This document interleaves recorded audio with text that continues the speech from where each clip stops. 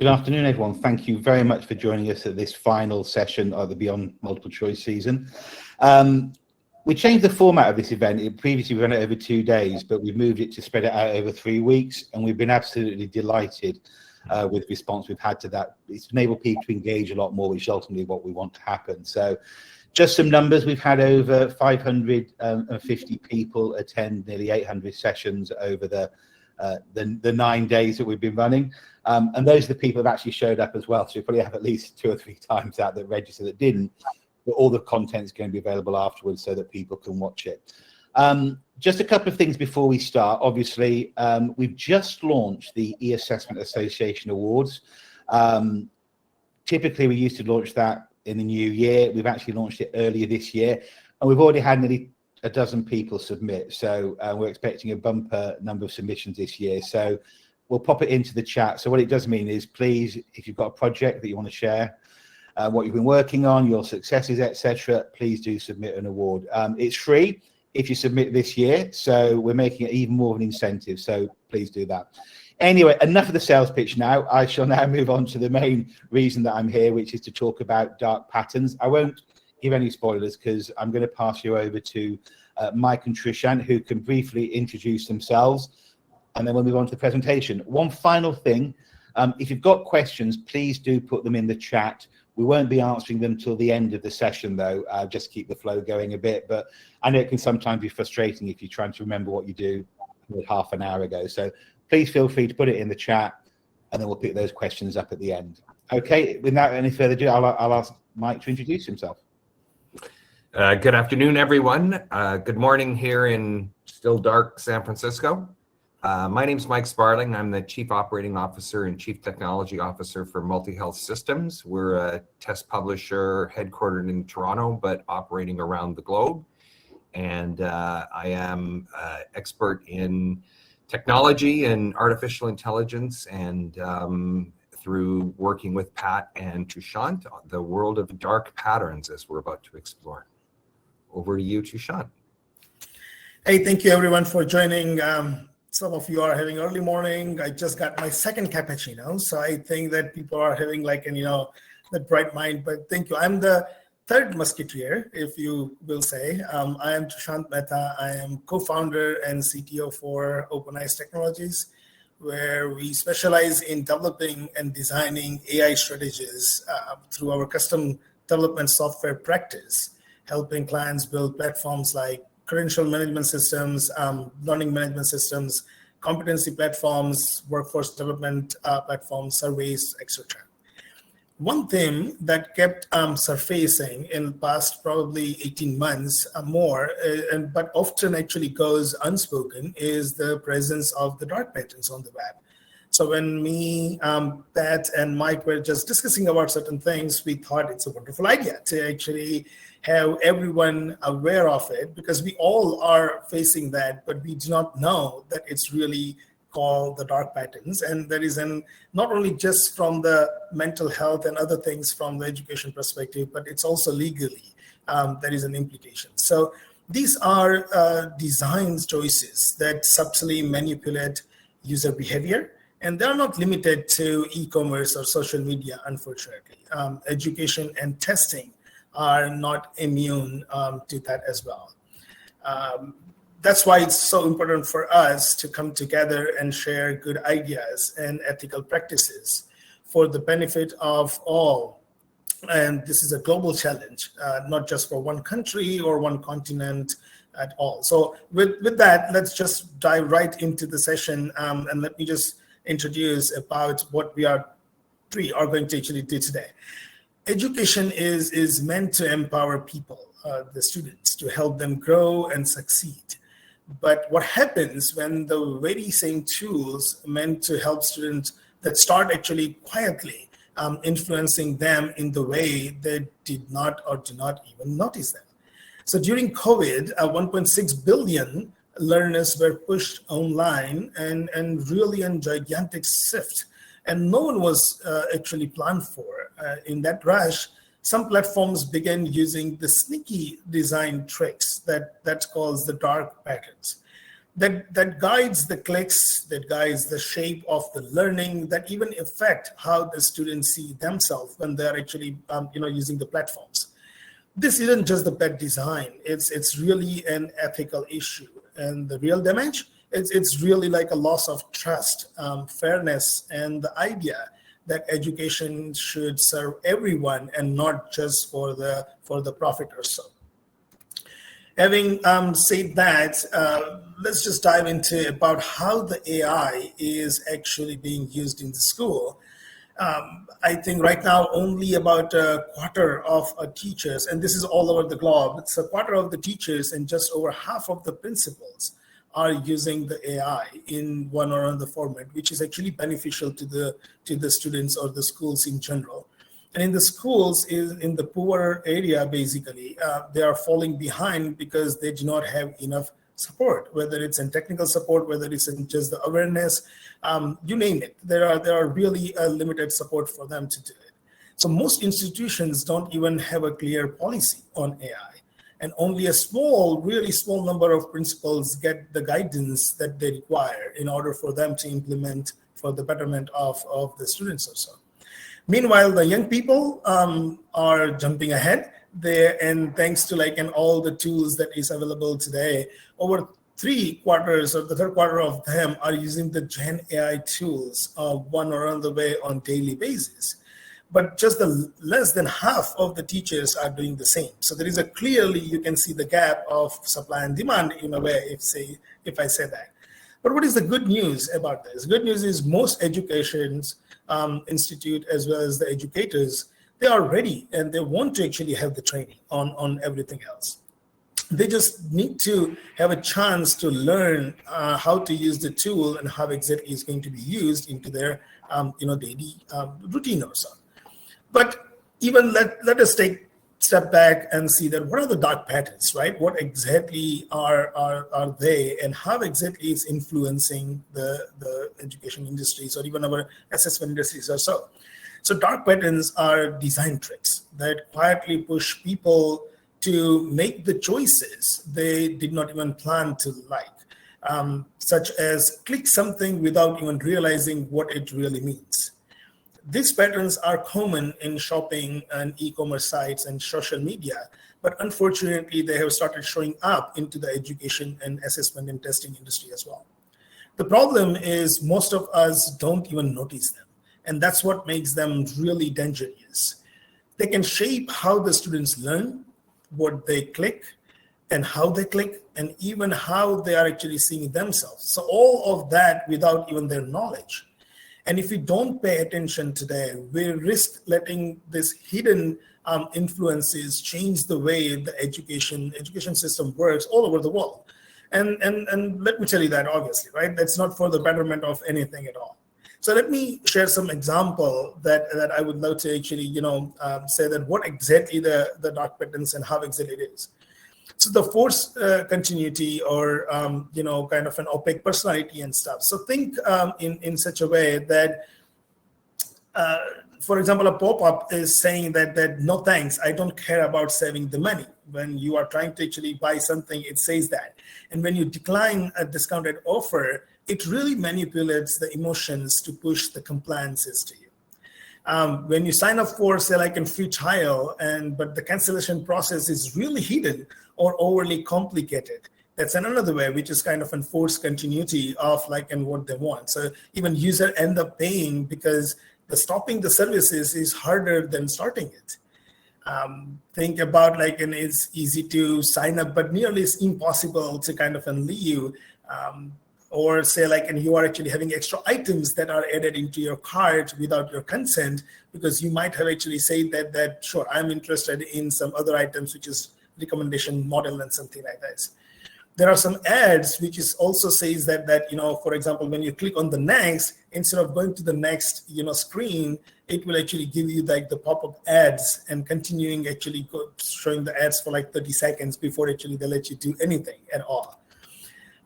In continuation, there are other ways of actually doing the systems as well, that they will actually, when you are trying to actually do a subscription part of it, they will be actually locking you for certain times and say that this 3 or 4 months worth of the things that you need to actually do before you do this.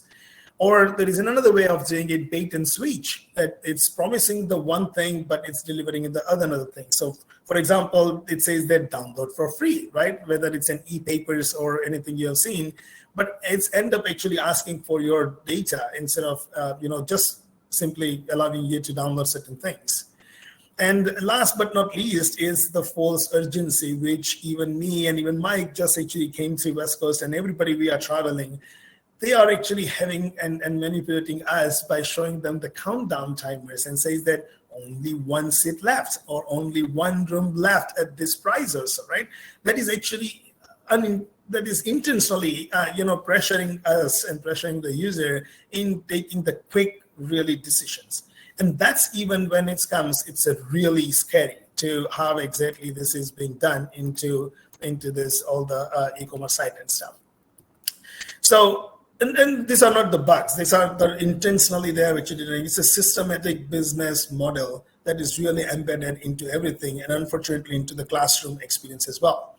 So why really this really matters in today's world? So when learning becomes conditioning, when we are not really raising thinkers anymore, we are raising clickers. They just click and do whatever they are actually learning. So the dark pattern don't just change how the people learn, they can actually change how the student even think and behave. What should be real learning, it starts to feel like a more training where students chase the streaks or updates upgrades themselves instead of the real understanding of the problems or so. So some students even begin to trust the algorithms more than their teachers. And over the time, this can chip away at their ability to think themselves, ask the questions, or feel in control on their own learning, basically. So the real danger isn't just confusing a website or a platform or so. It's raising a question that how we are teaching and how exactly this to follow and not the questions. So now, there are other examples as well, which I would be actually telling you, but how exactly it's affecting the EdTech. So if the time permits, I'll tell you certain companies are also, having the lawsuits just because of that. And it came out in the last 18 months or so, including the Apple, including the Amazon, and I can post certain other things as well. But this is one classic example. That's where exactly this dark pattern and everything else comes into the visibility.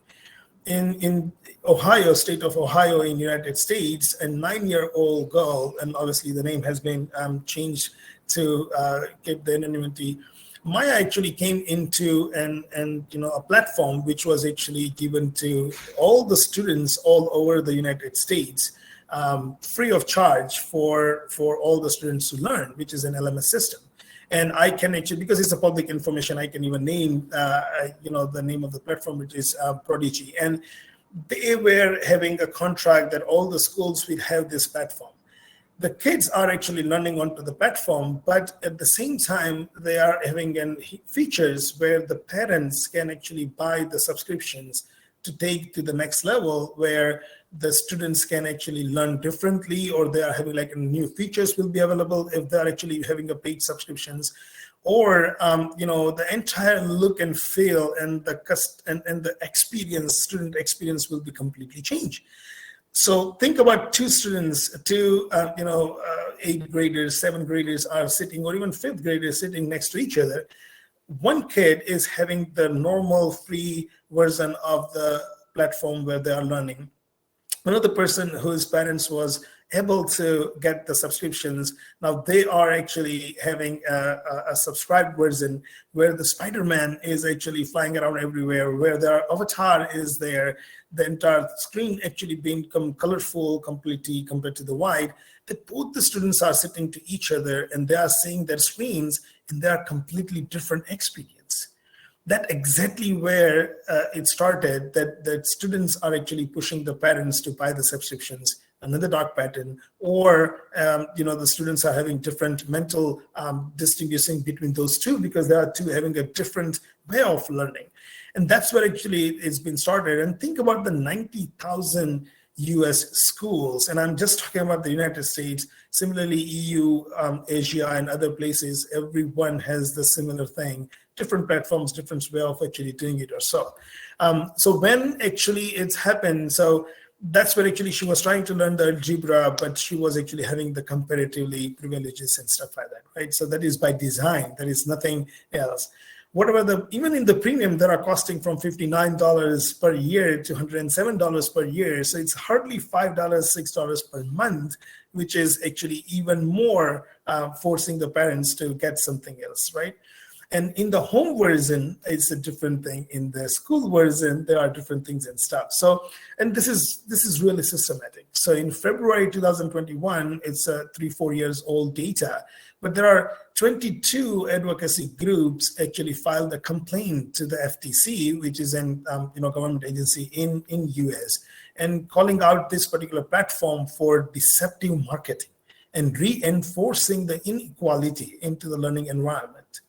And that's how actually it's been started, and now actually you will see it in different ways as well. But that's where the education platforms turn engagement into the, I call stratification, where we are no longer teaching the curiosity. We are just, commodifying the differences, and that's not really an education or so. Again, as I say, and if time permits, then I will be actually more than happy to share some of the cases that has been happening past 5 years, which is still under the hood. But Pat, over to you. Thank you very much.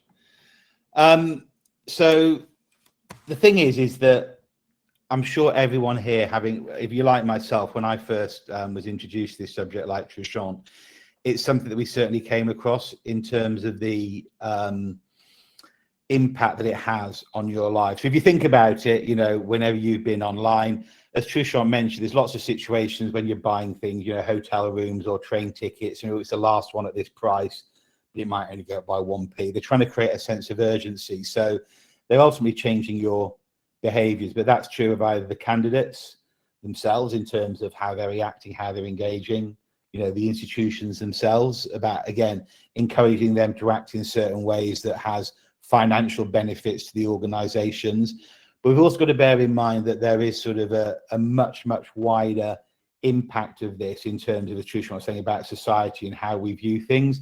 I must confess, a number of years ago, I worked for an AI company in the very, very early days.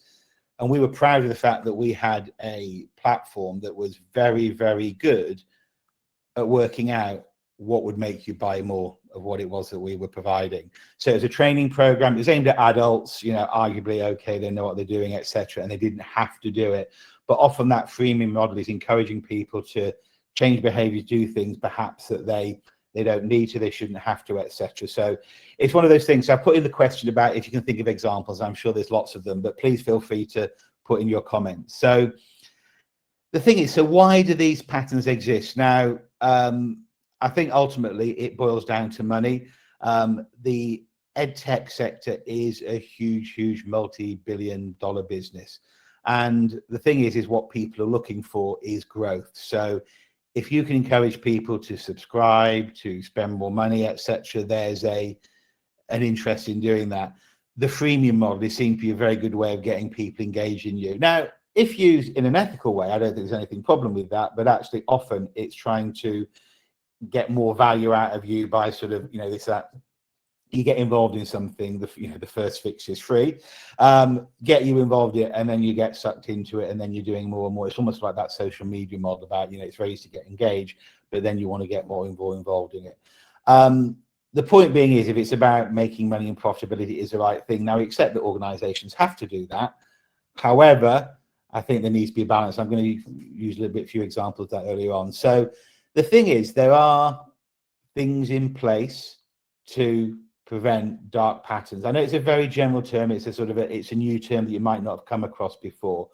I'll talk a little bit more about that at the end, but the thing is, it's such a difficult area to control. I mean, it's like even now people are talking about, AI regulation. I'm involved in the international standards organizations. It'll probably take us 9 months to set up a committee. By the time it's been set up, the world will have moved on in such a way that actually it's out of date. So it's very, very difficult to be able to follow up on this. And it's not like there's one single global standard or saying this is what you should be doing. Mike's going to talk a little bit more about the solutions later on, but just to cover some of the other examples. So if you you need to get your designers who are involved in creating the products to be able to say, actually, we want the learning is a priority, not, again, making people, hooking them in, making them do it, etc., wanting them to engage. I mean, gamification, I've been in the e-learning industry, initially for, 25, 30 years ago, and gamification was the big thing. Getting people engaged, wanting them to learn, wanting to be involved, which is fantastic. But the flip side of that is, of course, you're getting people involved, you get them engaged, you encourage them to spend more. You're actually motivating them perhaps sometimes in a negative way, not necessarily in a positive way. So you need to make sure that, you're aware of that. And then also, again, the user experience about, if you're particularly talking about children, creating things that, it's the music, the videos, the images, again, the example that Trishant gave, you're actually encouraging people, kids to be, it becomes a game, but actually there's a cost associated with that. The challenge is the example I made before with the AI. AI is magnifying this effect, because it might be that things were a pattern to go through. You do this, you get a reward. But what AI is doing is producing creating lots and lots of data, and that data is providing useful insight to help impact on how you behave. So the example that I used before in terms of the AI learning product. So what's happening is, if people are reacting in a certain way to certain prompts, they're going to do more of that. So think, oh, well, actually, Patrick spent X if he did Y. Actually, every time someone else does Y, we're going to encourage them to do X as well. So what's happening is you're creating this, environment where it's sort of self-perpetuating. Is the more there are dark patterns, the more people get involved, the more they get impacted, etc. So it's very, very difficult to be able to monitor and control it, because sometimes it's very subjective as well. And of course, when things are subjective, very, very difficult to enforce anything because it's open to interpretation. So it's, it is a concern, and hopefully will help go some way in helping address that concern here. So anyway, so moving on, there is a regulatory landscape in place. There are opportunities where we can regulate this. I've got some examples later on. So you've got things like GDPR. So it's not specifically referring to dark patterns, but it's how you're using people's data. So the fact that you're accessing data, you've got data that perhaps you shouldn't, it isn't essential for the service you're providing. There's also, the Digital Marketing and Services Act, etc. So that does explicitly ban dark patterns. But the point I'm making before, it is a bit ambiguous. One person's dark pattern is, well, it's not really, isn't it? We're just helping people, encourage them to be able to learn. Surely that's not. You have got the AI Act, etc. And then there's the AI Pact that other organizations have signed up to. And that's in a European context. I appreciate we're not talking about everything on the globe here. We'll be here all the time. And then the United States, the Detour Act, it's talking about, or the implications is it's talking about design. Will that ever happen? We don't know. Children's online privacy. It's a lot easier, like with GDPR and that sort of thing, to be able to, if it's about personal data, to have more control over that. But the challenge is that it's very, very difficult to be able to implement something like this, particularly because it's going to typically be based on case law. And unfortunately, the way to get organizations to impact is basically impact on them financially. They're impacted on financially, they're less likely to do it, etc. But the bigger organizations might be more incentivized than the small organizations to do that. So you do have to bear in mind that there is a regulatory landscape in place, but it's how that's interpreted. So, this is the ASEAN region, so Indonesia, personal data, etc., Singapore, Thailand, Vietnam. There are a lot of cases, like I said, there is all this information here, but there isn't one single coherent thing. And I don't think you'll ever be in a situation where you'll get a single standard saying you shouldn't do this, you shouldn't do that. So in all honesty, depending on where you're based in the world, and this is a global audience, you need to think about what are the situations, what's the regulatory landscape that applies in your context.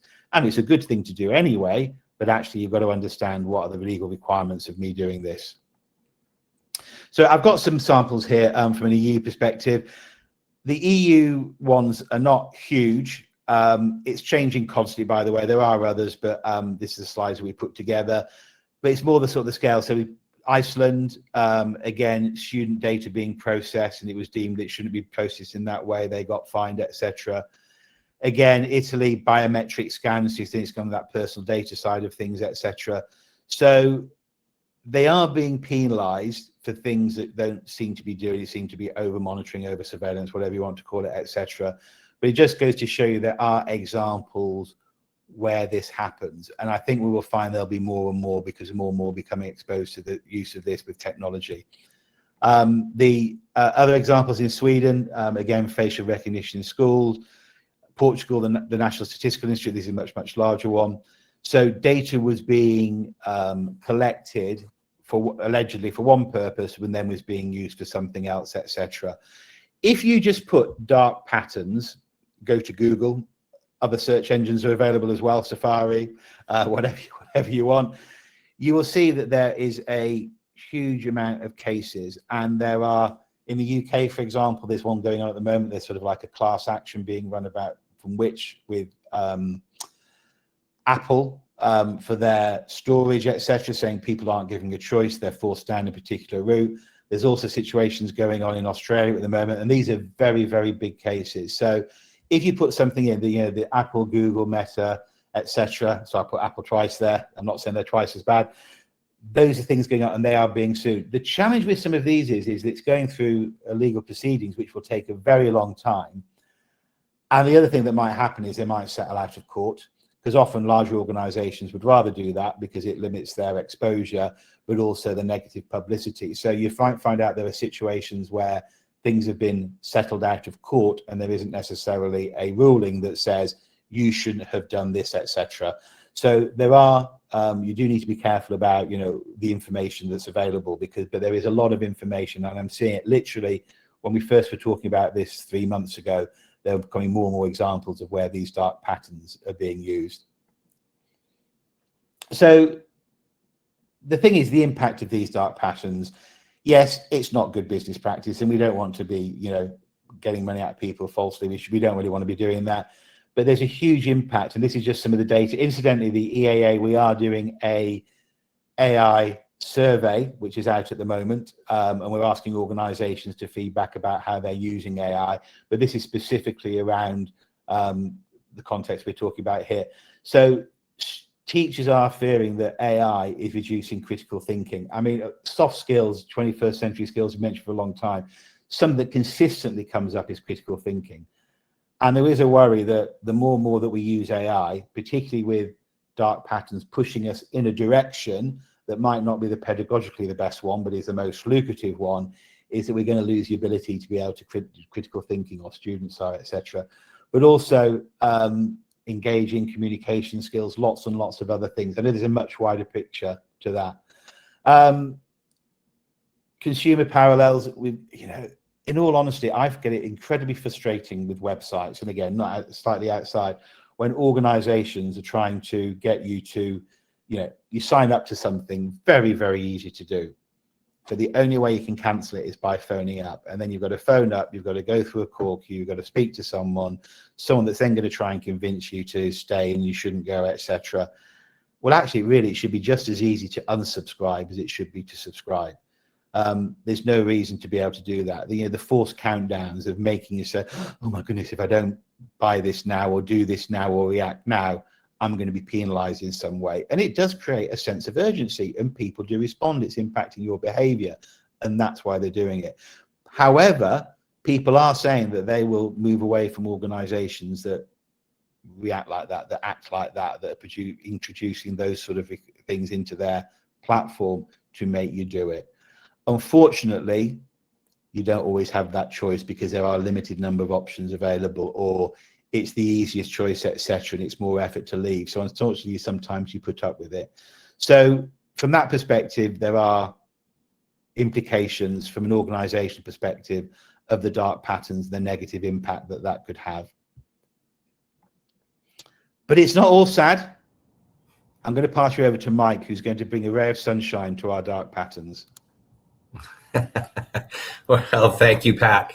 And of course, just on cue, a big thunderstorm has just started outside the window in San Francisco. So perhaps we've angered the oversight of the internet and its design. I get to bring us home and really highlight a couple of points. You know, what Pat and Trishant have been speaking about, the application of dark patterns and the use of these styles of implementation and behavior, they really are driven by how we view our goals and objectives. So we as leaders, how do we view our goals and objectives, the outcomes that we're attempting to create, our user experience and how we implement systems, whether that's subtle actions within an assessment or a test, all the way up to the subscription and styles and activations that go around the points. And then our ability to envision and visualize what's actually taking place in complex systems and ensuring that we're compliant and aware of the regulatory world that we operate within. Completely different topic for a very different future conversation, but you know, I do think that as we get more agentic AI into our workflows, that we have more technology that works with us, our ability to spot, comply, and ensure that we're following virtuous patterns, not dark patterns, will be a key process that we'll undertake. We bring a few ideas to the table. We're not branding people, and so the acronym TDIUS winds up being the way that we look and call out the actions and tools that are available to us. But TDIUS is an acronym for applying bright pattern techniques to the design and outcomes of our systems. And so always being focused on transparency, that transparency is a critical step. Being accessible, explainable, and consumable is a really crucial piece. And so transparency as our default, driven by equity in our design, ensuring that we're being fair and equitable to all of the stakeholders participating in our ecosystems, that we focus, this has been a mantra for a very long time in solution design, that data minimalization is crucial. And so ensuring that we're capturing the data that we require, reasoning over that data and drawing the outcomes that we need, but not looking for data beyond the scope of the actions that we're undertaking. And I constantly call out, as a Canadian, I call out the efforts of the European Union and the true sort of nature that the EU has leaned in to protect the data and the rights of the individual in complex transactions and outcomes. So kudos there, and I know that's certainly a standard that we follow, you know, in the work that we undertake.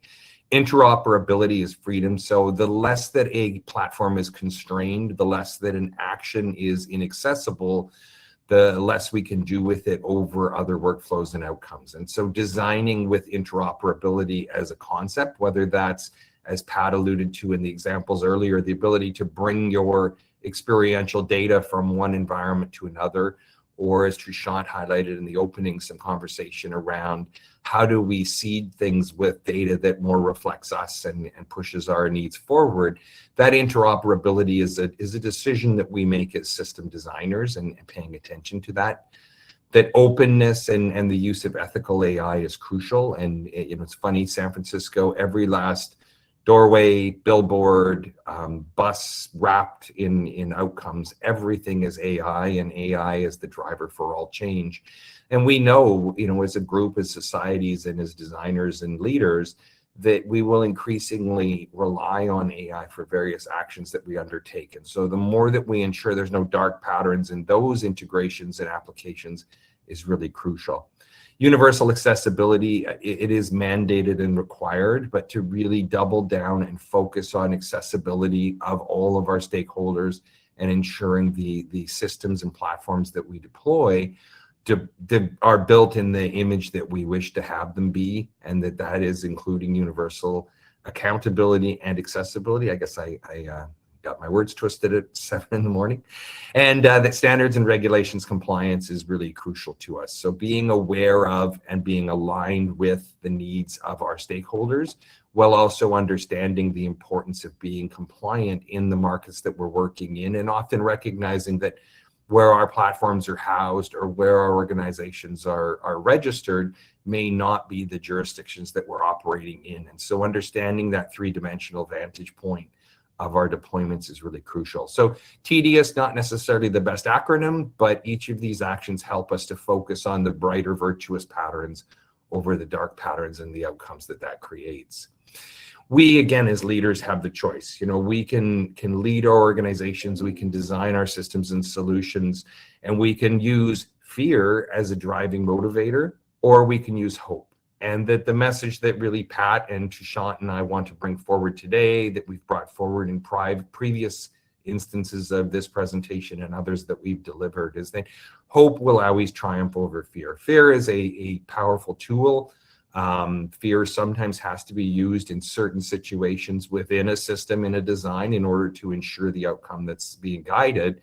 But really, we want to always drive with a mindset of hope and a direction that takes us in towards the virtuous patterns as opposed to the dark patterns. Bright patterns are bright futures. Again, I will just highlight the fact that the choices that we make are reflected in the systems and solutions that we develop, and the way that those come to market and are deployed are reflections of the work that we put in from inception all the way through to deployment. AI will only amplify that. The world that we're heading into is one of much accelerated and faster growth and outcomes. And so the ability to work from both a central core of vision and ethics all the way out to a deployment that matches the tedious patterns and through will ensure that we're not introducing dark patterns into our systems and processes as we go forward. It come to the light, or we can make a Star Wars reference in the piece there, but it really is a choice that we make as leaders and designers, and we want to encourage pursuit of the bright side and the work that we go forward.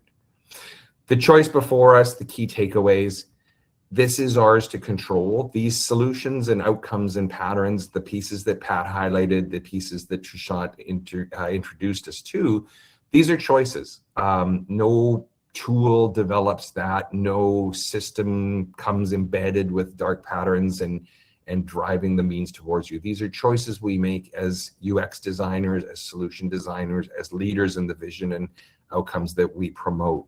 And so we need to understand that that responsibility comes with us. And so working to focus on the virtuous patterns, the bright patterns, to ensure that we're learning, teaching, sharing, we're mentoring our staff, we're talking through.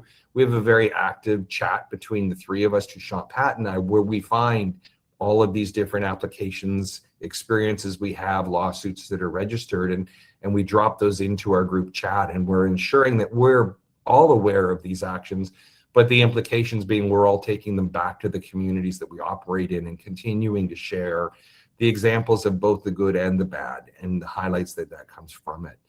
And that ultimately this will likely be legislated. It will become more of a requirement that we have to operate in.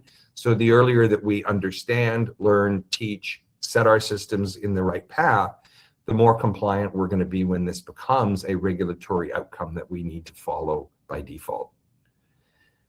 With that, I think I'll just cover up by saying that our call to action is to behave in an ethical fashion, to work with policymakers to guide and shape the outcomes that we seek, to be participants in the governance and regulatory and compliance of our industries, and to guide that towards bright patterns over dark, to be educators, teachers, leaders, to share the information that we know and to engage in hearty dialogue and the work that we follow along, to ensure that the people that we address, this particular topic was focused on education, and so the candidates that we're educating, testing, and guiding, that their rights and needs are met and guided by all the pieces that we do.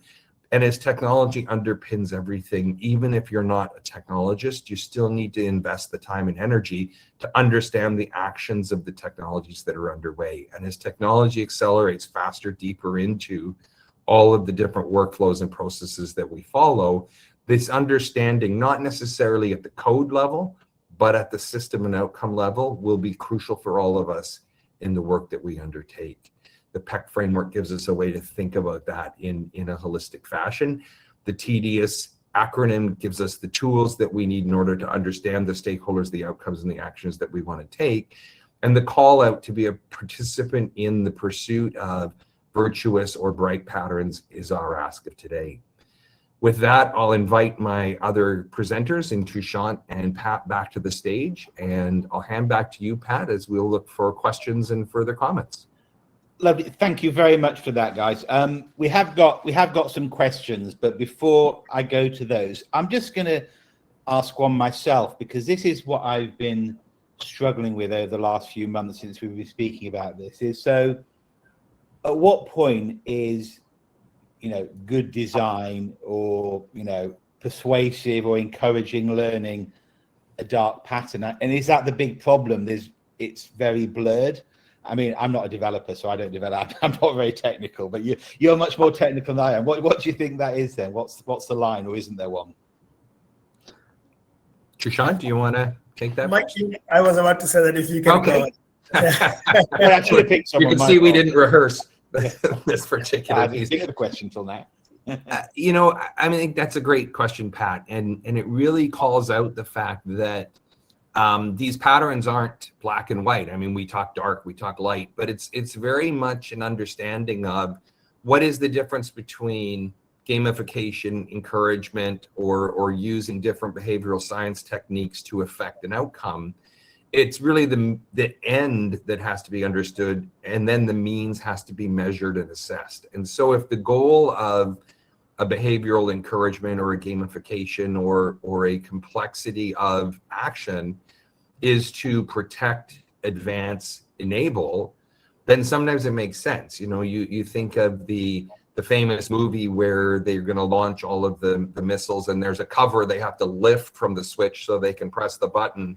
That pattern, well, in a way, difficult or more work required, the means that the outcome it's creating is very protected. Therefore, it's an application of a pattern used in a wise way, right? That the workflow outcome is important. And so you look at something like, a language learning product that has a helpful AI-based owl that coaches and encourages you to learn the language and continue on.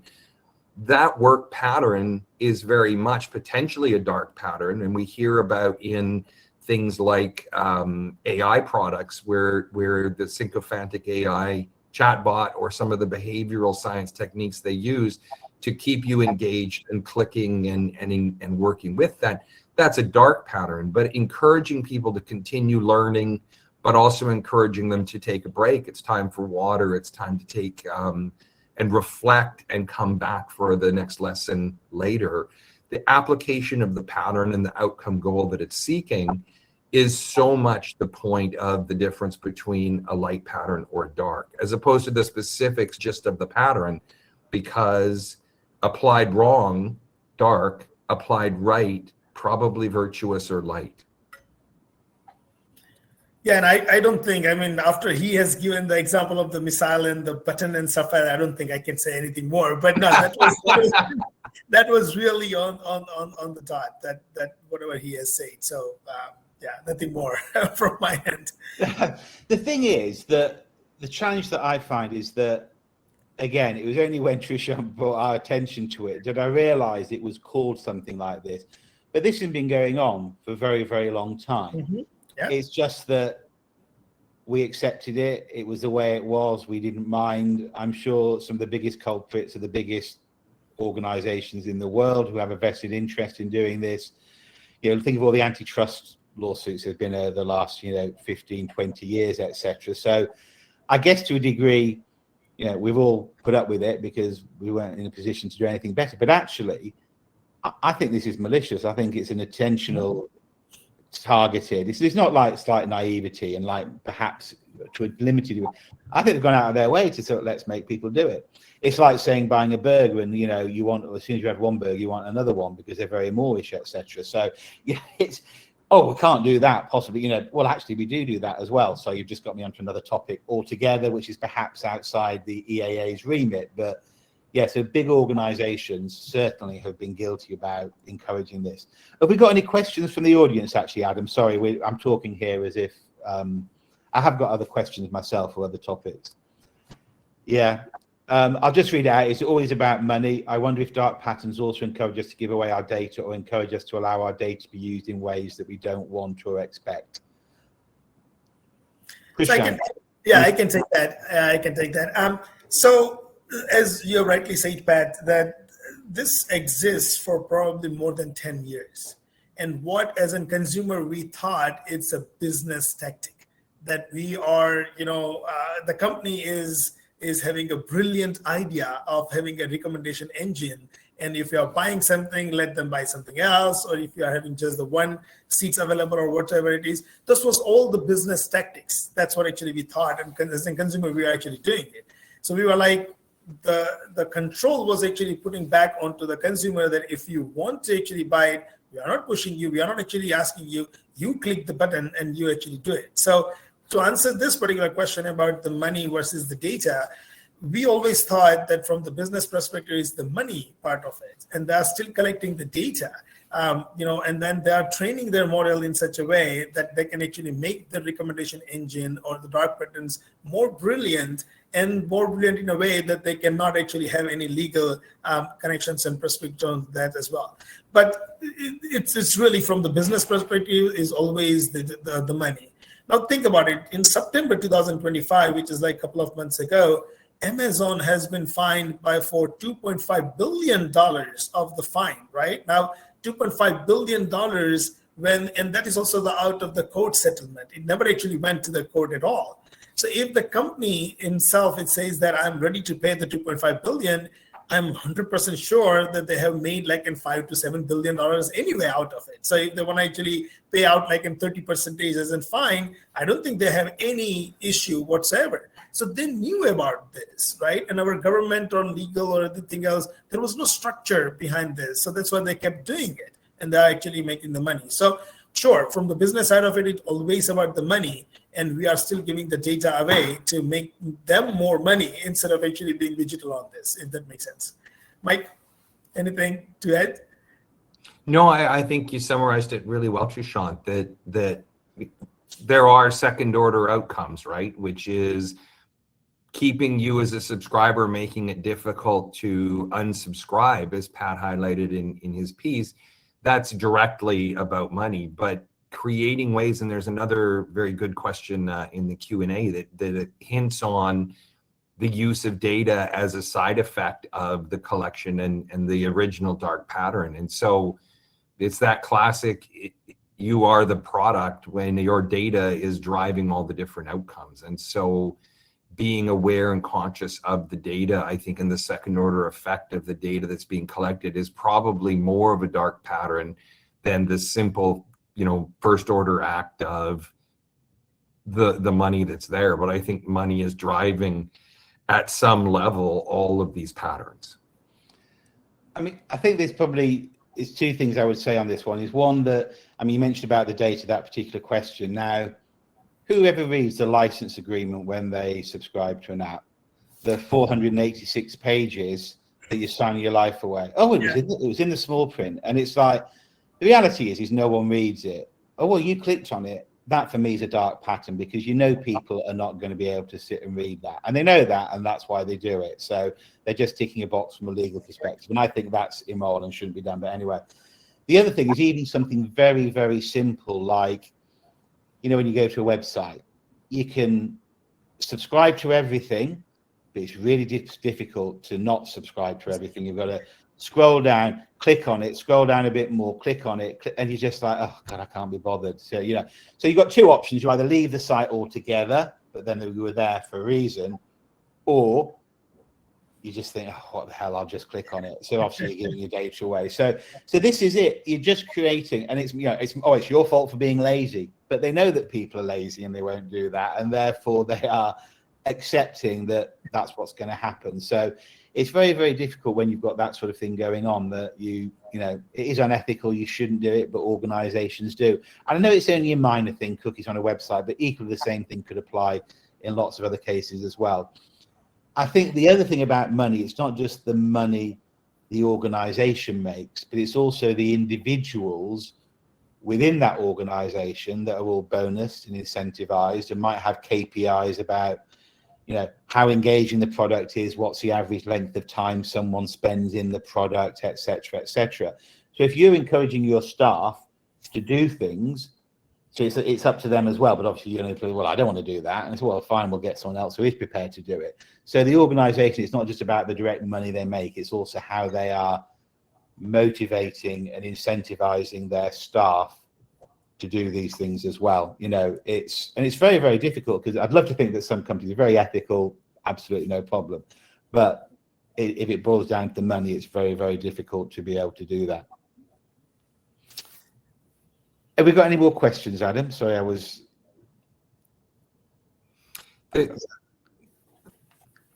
So therefore, the difference between ChatGPT subscriptions could introduce dark patterns. I don't know what the different subscriptions are, so I can't comment on that. Does anyone know? I want to go and Google now.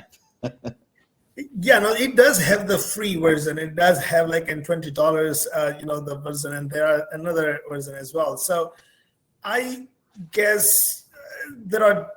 if you have 3 different versions of the platforms, then definitely you're having 3 different versions of the experience as well. So if you are not fair, and in the learning, because that's another question also similar to that, if the learning should be fair to everyone, right? Every single student should be having exactly the same experience, right? Regardless of where exactly they are and how much money their parents are making or whatsoever.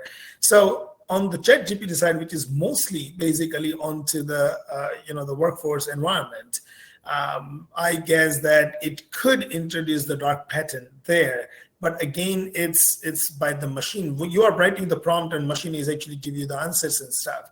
While on the other side, as Pat mentioned, you are just actually clicking that I agree to this, and you do not know what are you agreeing into.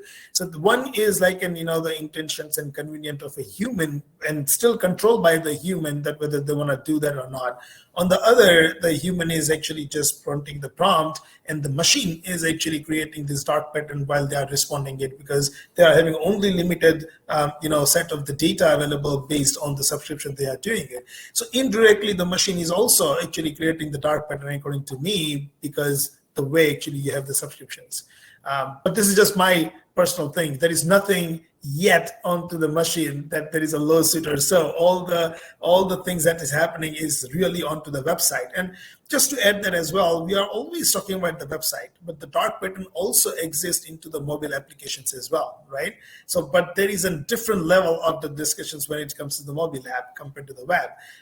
Not for this call, for this particular session, but yeah, I mean, it must be creating something which is not having enough data to point the finger at. I mean, I'm a huge advocate of GPT, and I use it all the time. But we use it at the EAA, we've actually got a subscription. But I've been using it for a very long time, and I love the free version, as does my wife, and she uses it day in, day out, to the detriment of our local council. But that's perfect. That's fine. If it is accepted, it's a free version. Everything you're putting into it is being used, etc. And I feel like saying, we've been putting all our information in Google for the last 20 years and no one's bothered. So why everyone's suddenly up in arms about GPT taking all your data and using it? That's what Google's been doing and monetizing for a very, very long time. So I think as long as it's making it clear, if it is a free version, for example, your data is being used, well, that's fine. If you don't want that, then you subscribe and pay for it. So I think but that perhaps people didn't really understand, going back 3 years, in fact, almost exactly 3 years, where they didn't realize exactly what large language models are and how they worked, etc. So perhaps when people say, oh, and I work for a big 5 accounting firm and we put all our information in there, and I'm like, well, that was stupid of you, isn't it? You shouldn't be putting information in there. And I feel like that's not GPT's fault. That's your staff's fault for not training them.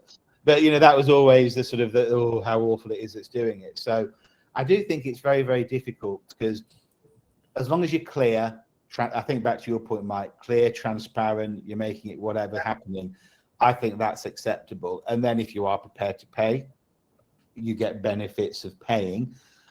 Where it gets very, very difficult, though, is those people that aren't always able to make that, like children, etc. You can be very rational, but it doesn't help if a child wants to see the smiling clown, whatever, rather than the frowny clown for leaving. They're going to want to engage. That's very, very difficult, and they can't make those decisions necessarily for rational reasons. So it's very, very difficult to do. We probably might get chance for just one more question, because I know we have to finish. So some learning apps built on social media principles may create dark patterns and deviate from sound pedagogy. Similarly, using public chatbots in teaching can be risky. local fine-tuning models with control prompts might be a safer approach. Mike, I think probably your turn to answer that one if you can, because I have to think about it because I have to read it again.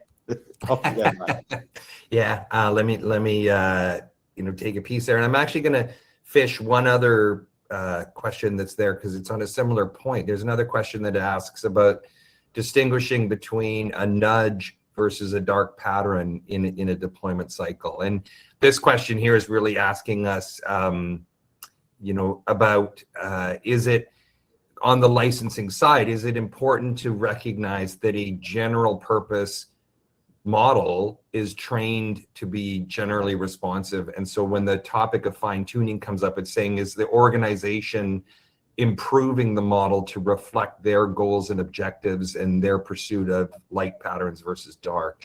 And I think all the pieces together, I'm just going to answer it in the interest of time by saying it goes back to the tedious and the peck that we discussed earlier, which is driven by vision and following UX based on the achievement of our corporate position and vision with the underlying appreciation of the regulatory that we're working in. And so nudge is a very powerful tool.